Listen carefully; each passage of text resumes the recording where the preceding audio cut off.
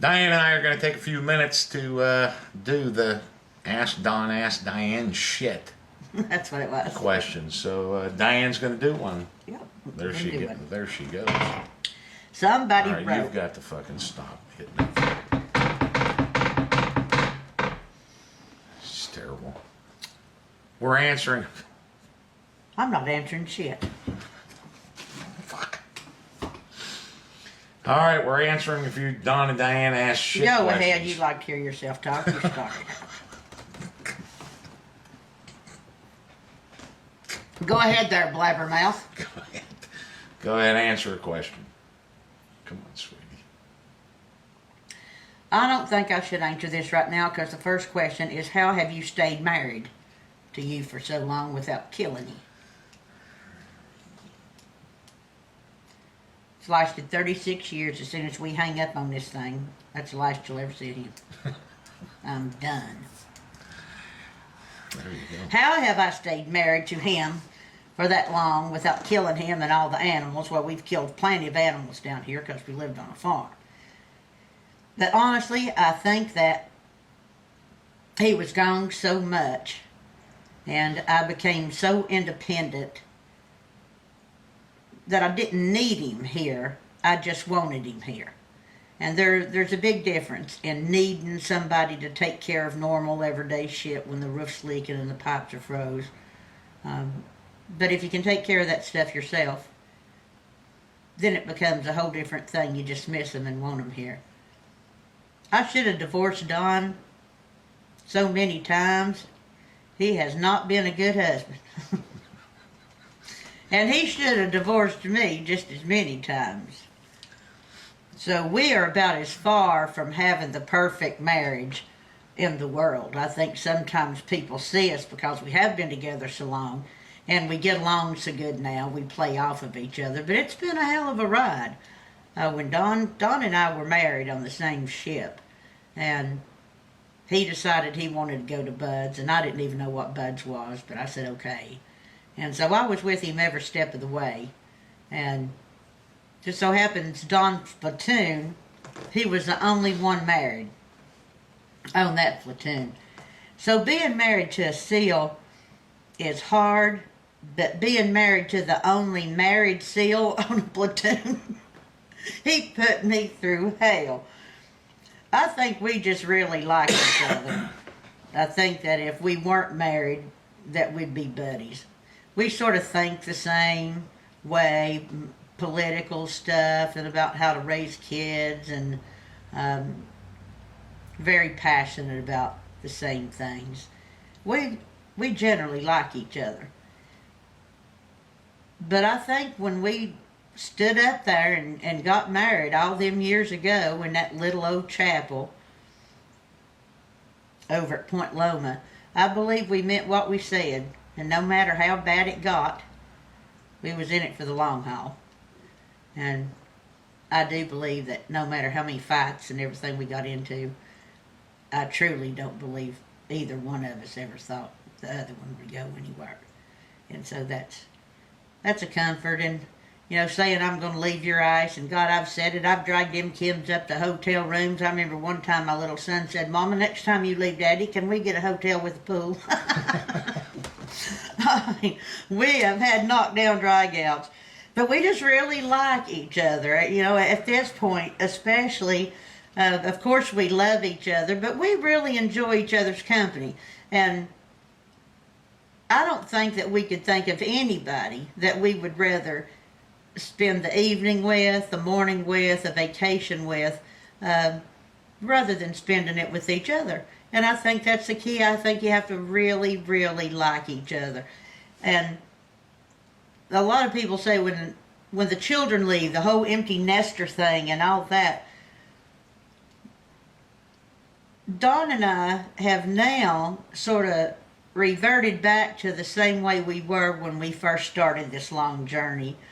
We started it together. It was just the two of us, and now we're ending it the same way, and we're very comfortable in our skin and our relationship. So that's the only way I can say that. We swore we would stick it out, and we did. That's the only reason we stayed married. Is that an answer? It's not quite, if we're reverting back to when we first got together, it's not quite the fluid splashing party. Hey! It's close. That's not what the question was. I can't believe you said that.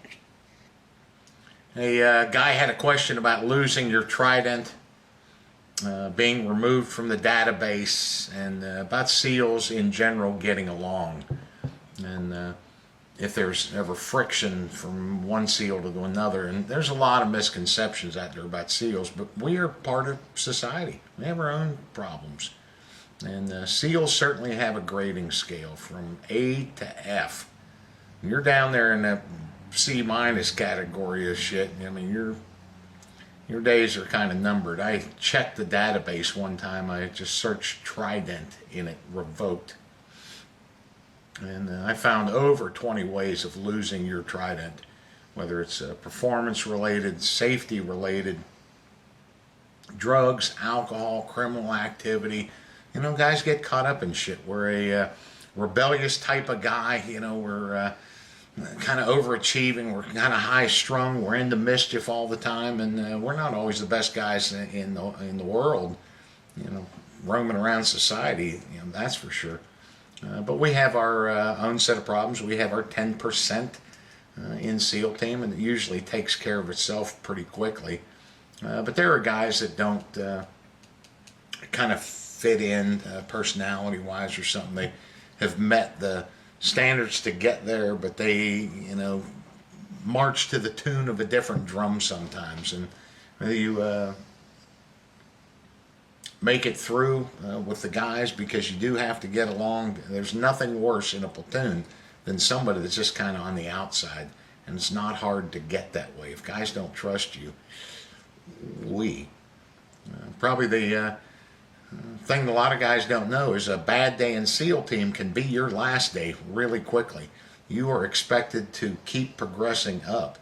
Young officers that get through buds and get through their platoon are expected to keep climbing, to be that operations officer, that executive officer, that commanding officer, that admiral. It's the same with enlisted guys.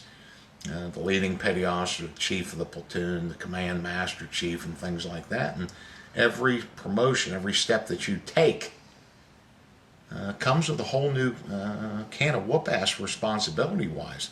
Now you're running this show. Now you're leading these guys. And we have what's called sled dogs in SEAL team. They're the younger SEALs, the E5s and below, that really don't have much in the way of responsibility. They're not knowledgeable. All you got to do is follow the guy in front of you and do what the hell you're told and learn. And you get to be in an E6 position. Now you're the leading petty officer of that platoon. Some guys, you know, they're great sled dogs, but they can't lead. They get to be a chief, and they, you know, we're good sled dogs and LPOs, but they're just not a good chief, and it's over. There's no room for you. And a lot of guys meet their limits at some of the evolutions. Close quarter combat is one. It's very fast moving. You've got to, you know, stay up, and it's not easy for some guys. Sniper school gets guys, you know, just different things. So I've seen a lot of guys lose tridents for a lot of reasons. I think all of us as SEALs, especially retired ones, guys that stayed around for a long time, we're always one step away from it. And we're always in trouble for something. Because everything about SEAL team bites. The SEAL team is a very forgiving place, perhaps the most forgiving environment on the planet, because everything bites in SEAL team. The minute you walk through the door, is all the parachutes, rappelling equipment, all the demolitions, bullets, guns, live fire, exercises, jumping out of airplanes, slocking out of submarines. Everything can get you in so much trouble so quick, and one bad move, one moment of distraction, and you're going to kill somebody. And in that respect, there's a lot of forgiveness, because no matter our most senior admirals and our most senior master chiefs, they've all been lost on patrols before. They've all done something stupid with a weapon, a demolition charge. They've all been into something like that, and they remember back, and they are forgiving. It's called good deals for good SEALs. And if you're a good SEAL, well-intentioned, and you just fuck something up, chances are you're going to be okay, because the guy that you're having to deal with did the same shit when he was a young SEAL or young chief or whatever the case may be. So yeah, kind of tough, but a bad day in SEAL team can certainly be your last day, and I have seen it countless times. Countless. How about that? That's good. I think that a lot of people, because you're wearing that trident, they think that it puts you guys so much above everybody else when they see that trident. And when guys see SEAL wives, they think that that puts them one cut above. And we're no different than anybody else. We're no different than the bunch that works down at the bank, or, you know, any kind. We are just human beings. And just because you're wearing that trident doesn't mean that all SEALs are like you. We have guys that really make big mistakes, and we have guys that are mediocre, and we have guys that just shine, just like any other job. The wives, all wives are not created equal. I see some of these wives that every time their husband goes away, they complain about everything in the world. So while those guys are over there being stressed out enough just by the job that they're doing, now they have somebody back home that's complaining about everything. Something's always the matter, and that is a huge distraction for the boys working. They usually don't stay married. There's not a lot of SEAL husband and wives that have stayed married the whole time. And that's a very good, for me, and not to pat myself on the back, but I never gave Don bad news when he was gone. Nothing. No matter what happened, I never told him anything that was bad. I wanted him focused. Now, when he came home, I might let the whole damn pity party start, but not when he was gone. And I think that that kept stress off of him. And so when he came home, it was a safe haven. And it was nice for him to feel like that everything was just perfect when he was deployed, because he'd have all of these young SEALs working for him that didn't have the same experience. Every time they picked up the phone, something was the matter. So SEAL wives are not all the same. SEALs are not all the same. We're just normal, just like everybody else. It's always been a common knowledge that the military, the U.S. military, suffers the highest divorce rate of any profession in the nation. It's the U.S. military. In the military, it's the United States Navy. And in the Navy, it is SEALs. And so when you look at it that way, we are the number one top guys for, suffering these marriages because we're gone. But our son came back a few years ago and told me that they had a meeting, a little safety stand down type of get together thing, and they said the current divorce rate in SEAL team is 120%.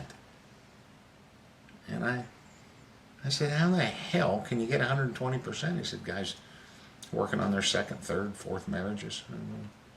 It's true. We're a rarity. We only know, I can only think of two other old retired SEALs like us, Mad Dog and Aaron, things like that, have been together that long. Most of them have not. So it's tough out there.